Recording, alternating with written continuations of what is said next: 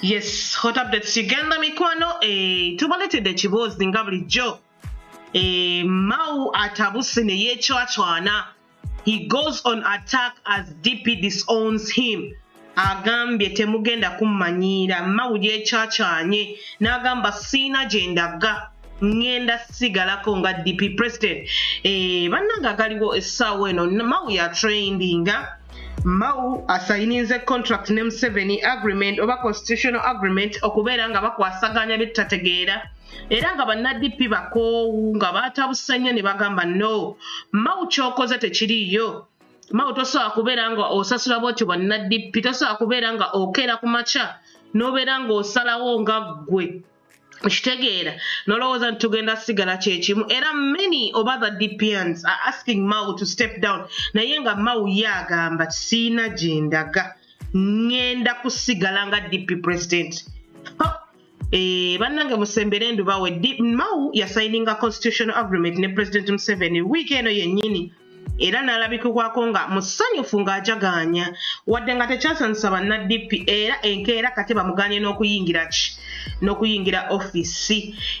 After his swift vetting and confirmation by Parliament as Justice Minister, Mr. Mao voted to stay on as DP President General amid growing calls for him to step down. Amasimu gamukubirwa mu bammemba ba DP ab'enjawulo oba bekikwatako nti munnange you cannot stay as our president ng'osalawo bw'otyo president takola ebyo. We demand kuba kyewakoze kiri against the constitution eya DP. Era nga mubadde mulaba Mao ng'avuma Museveni ng'akola obukolomonyo mu vidiyo naye munnange tumanyi kirimu NRM.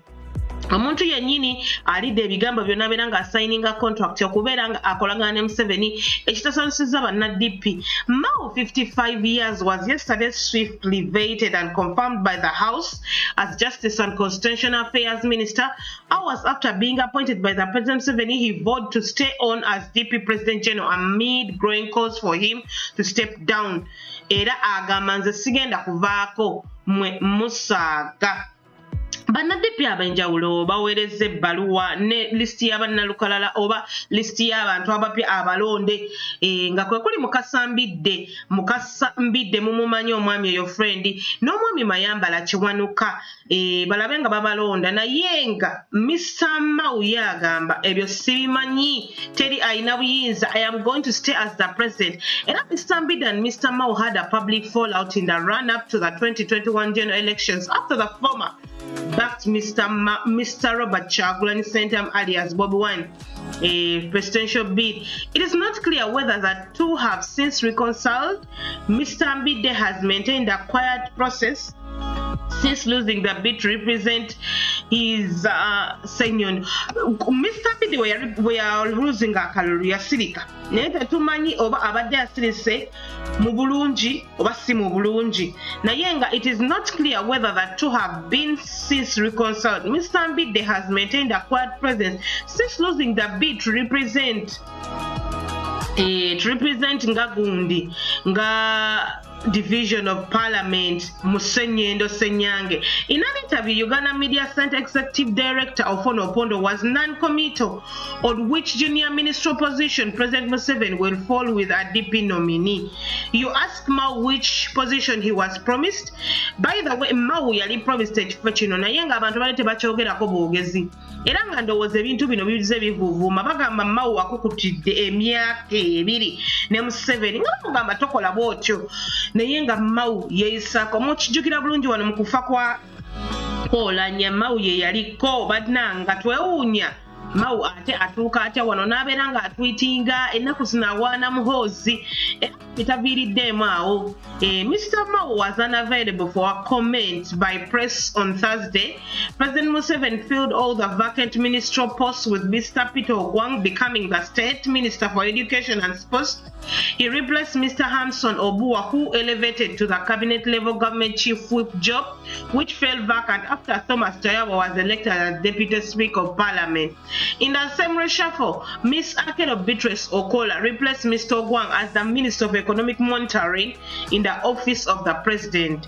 Excommunicated a cooperation agreement which Mr. Mao described as draft during a Thursday political talk show on NBS TV indicates that beside the Justice and Constitutional Affairs docket, that DP will have 1 state minister position and 4 posts in government departments and agencies.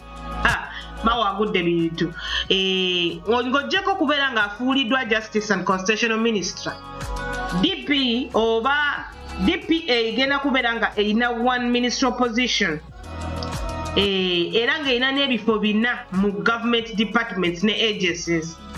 Mr. Mao also confirmed that he has been engaging the government for some time and the position he didn't disclose was extended to him nearly a year ago. Chembagambye mukirabe bino byonna abadde abitegeerera abadde atweetinga nga awaana muhoozi biki naye ka tumusabire.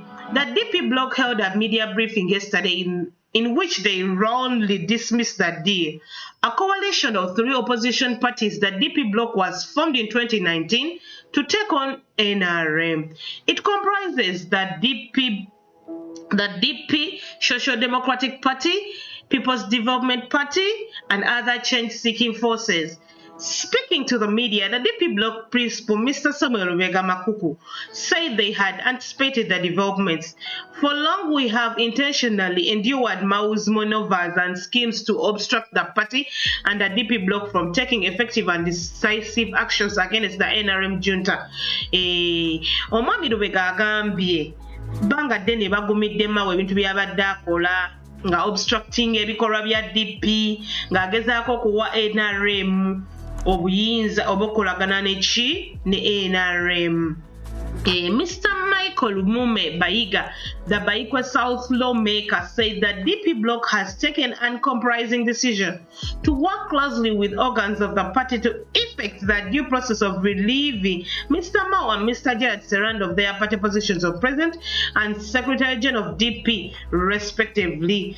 Mr. Seranda is widely expected to, with the backing of NRM, replace Mr. Mbide as ally legislator. Kati baagala Mao aveeko n'assistant we Seranda munnange bagende era nga baagala Mbidde replacing kubanga bakoye okukola n'abantu ab'enkwe. You cannot be the president of a Kibina that is opposing another Kibina, then you call oba n'okolagana n'ekibiina kiri n'osigala ng'oli president w'ekibiina kyo naddala nga tobeebuuzizzaako. Mao azze akukuta abantu bangi abalinga Mao abazze bagulibwa naye enkomero lyabwe tebadde nnungi. The likes of Olanya bangi abafudde nga bamaze okukolagana ne Museveni, so ebyenfuna byayagalibwa naye Mao yandibadde ayigira ku baki ku bantu abafudde. So as the DP bloc, we have imposed several sanctions against Mao and Seranda, and these include recalling and stripping them of all honors, accolades, and awards, so that accorded ban from attending DP bloc and all opposition activities, or to isolate and excommunicate them by effecting a ban on them from attending all political, social, cultural, and religious events, he said. Bannange ebyo nno bye biriwo. Mao ne Seranda oba assistant we bagenda kuddamu kukkirizibwa mu nkiiko zonna wadde okubategeeza obajjako ebitiibwa oba awardinga mu byonna n'okumanya information ya DP block. Tebakyasobola era nga bagenda bateekako baani ne embago ez'amaanyi okubeera nga tebakyali okulaga nti ekibiina kibatadde era nga tekigenda kuddamu barecognizinga nga president ne vice president wa DP. Era munda mu ddiiro, both Mr. Seranda and Dr. Chris Baryomus, the IT and National Guidance Minister, have praised the deal. Dr. Baryomus described it as positive ideology for political parties to cooperate and engage for the good of the country.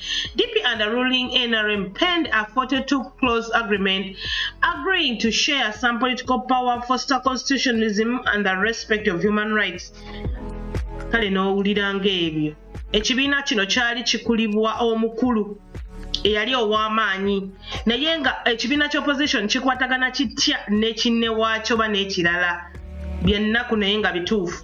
Yes, you can tell us what you think naye nga ndowooza Mao kye yakoze okubeera nga tategeeza ku banna DP n'abeera ng'asalawo nga ye okusigninga contract. I think he should step down kubanga enkwe zisusse. Tell us what you think obeere ng'otunyonyola. Thank you for watching Hot Updates Uganda. Tubagala nnyo mikwano mubeere bulungi mweraba.